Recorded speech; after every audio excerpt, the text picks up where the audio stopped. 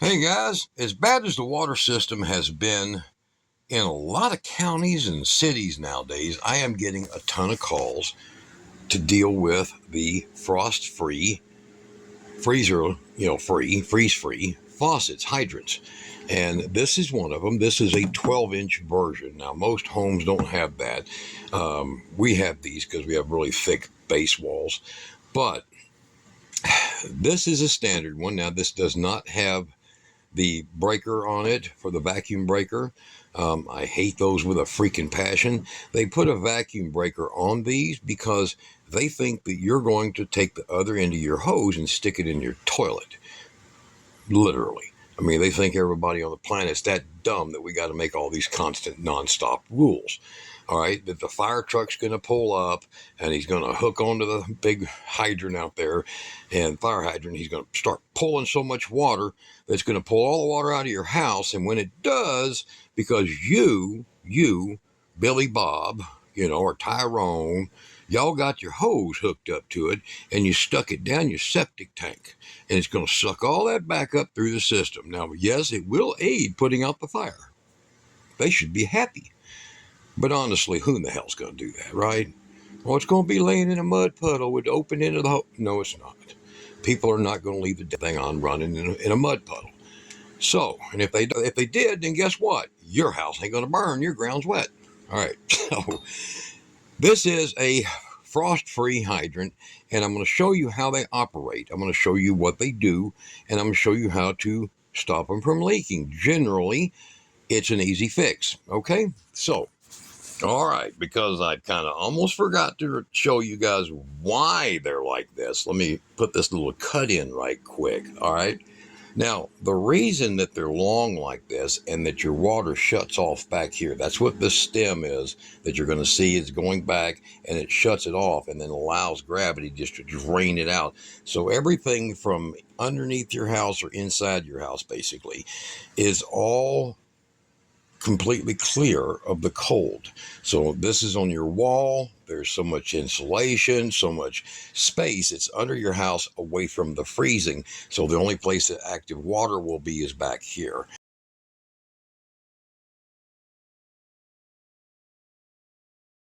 And then when you turn it on, the water travels up through the tube and out the spout. And when you turn it off, it seals the water back here and lets it drain out and gone. That way this doesn't have to have a freezer cover on it because it's not going to freeze. The water is a foot back away from the cold under your house or in your crawl space, or maybe in your wall somewhere, and that just prevents the cold from getting to it. Okay, so let's get back on this and I'll show you the rest of it. The only tools that you're going to need is, of course, one of these standard and metric tools. This is a pair of pump pliers. It does both standard and metric and standard. You got it.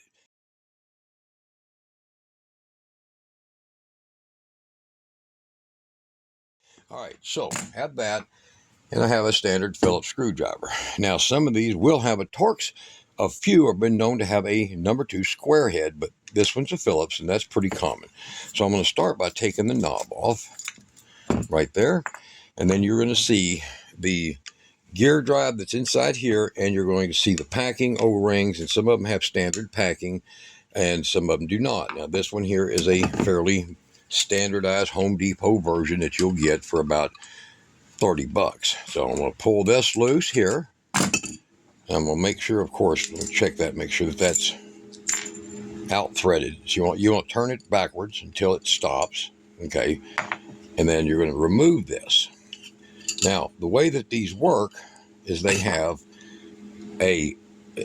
some of them are different. Some of them won't have this. They'll have a full thread chamber and an O-ring or a packing that will go in them. But they're all pretty much the same when it comes to the very end of it, where you have your bib washer. All right, so if you get a close-up on that, turn your light on there. All right, so you'll see the grooves that's in that. I went and actually grabbed one out of a used faucet to put in here, so that you'll see what it looks like. Now, a lot of them will get tore up, and when they do, you're going to have to get. So look under the video. I'm going to put you down a link to some of these that are new.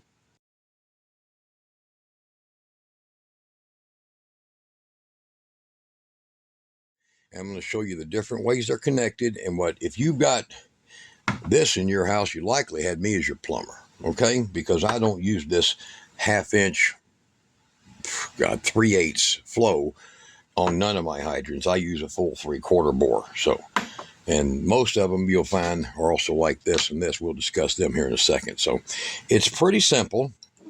You're just going to take that. Now you'll feel a little bit of grease on these. So if there is, get you a small can of plumber's grease.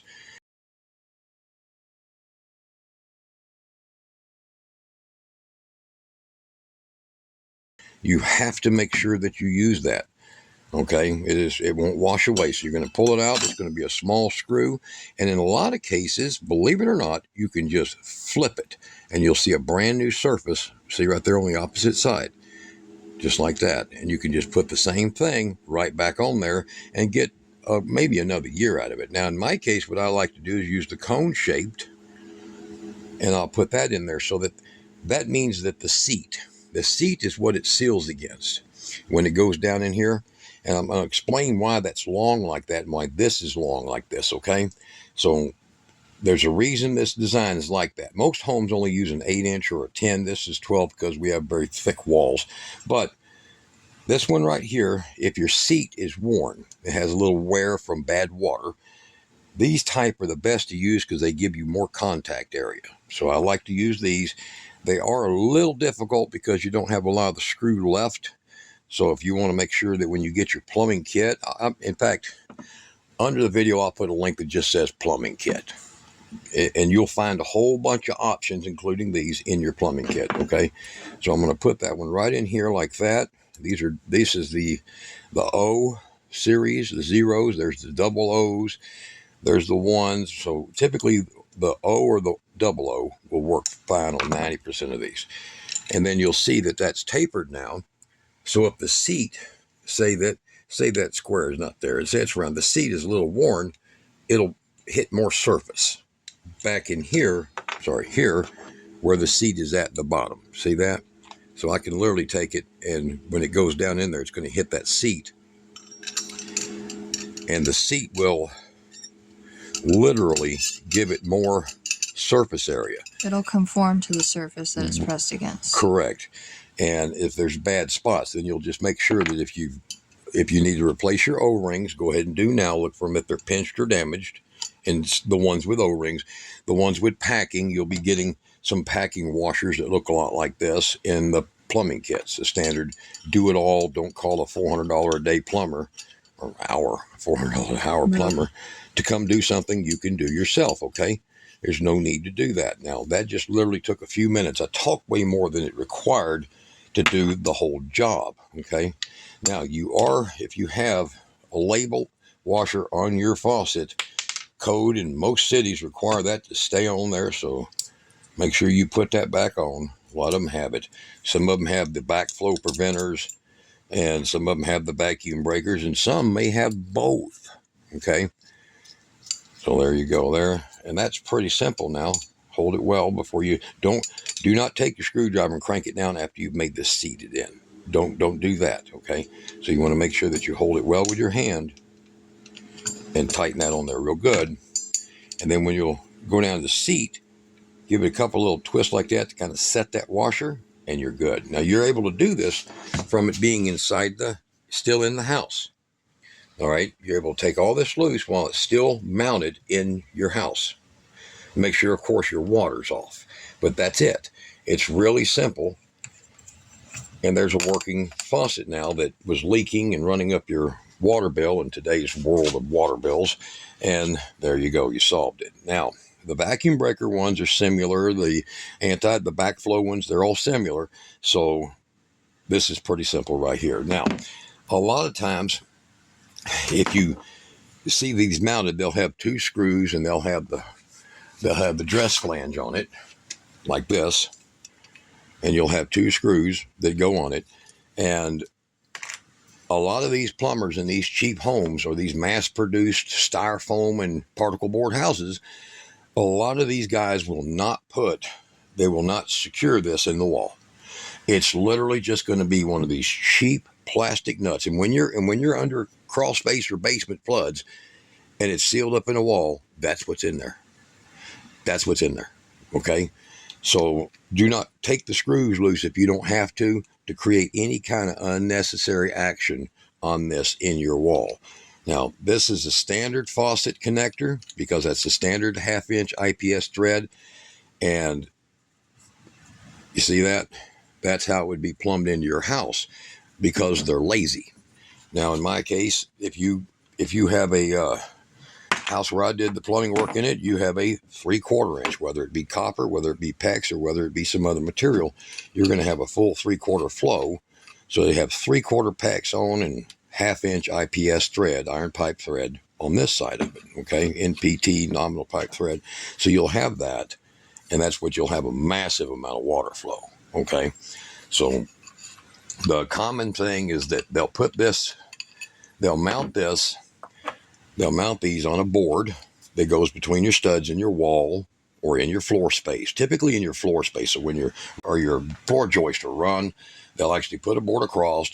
Some plumbers may even put a nail in it. I put full screws in them, and you put in 3 screws. A lot of guys only put 1 screw in.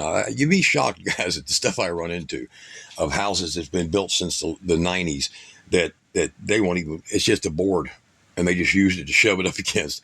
It's not even screwed in. But make sure if you do this, if you go install one and you run line to it, get the 3/4 by 1/2, just like you see here. Look for the picture to match. Be sure you get that kind instead of this, and make sure you run 3/4 from source, like from where your water line comes in, so that you have good enough pressure if you have to fight a fire, washing your car, you play them with kids out in the yard. You want to be able to run them back as far as you can, so you need the pressure, right? So that's what you're going to find in most of the cases. In the last 10 years, you guys are going to find a hell of a lot of these. And this comes with a nice guaranteed 8 to 9 year lifespan. Probably about as long as the warranty is on most 90% of the particle board houses they build now. This is your other best option, is this type right here, where it is a female adapter by 1/2-inch PEX. This one here this is the name of it. It's called a drop-eared 90. That's called a drop-eared 90. See? Same thing, but with a better supply. Those are the things you want to use. That's the easy, quick way to rebuild it. Didn't take that much time. Like I said, you don't got to take it away from the wall. Just make sure you don't move those screws, because you can't trust what's back there. I recommend you use the cone washer. You can flip the one that you got in there over. You can replace it with a new one, but I recommend you use the tapered, because as they age, there's a lot of pitting in that seat where that washer hits. It's not going to fix it, and you're going to end up ripping a wall out. All right, guys. Simple way. Frost Free hose bib. Quick fix. I think total price to fix that was about 37 cents. Y'all be good.